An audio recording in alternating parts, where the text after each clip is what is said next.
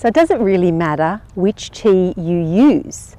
Now you will have seen lots of different advertising campaigns where they talk about, gain 3 yards off the tee using our particular tee. It might have a brush on the top, or it might be shaped in a certain way, or whatever.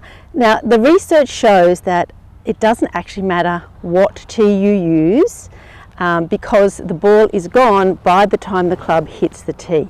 So all of these campaigns telling you that one tee is better than the other don't really make any difference. However, what does make a difference is the height of the tee you're using. So when you're driving off the tee with your driver, you need half the ball showing above the top of the driver there. So it needs to be teed up nice and high off the tee with your driver to give you a good distance off the tee.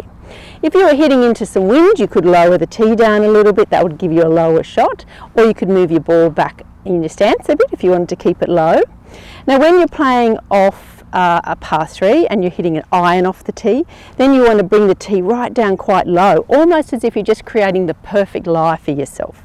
So that's a really good way to remember what you're doing when you're teeing off a par 3 with an iron.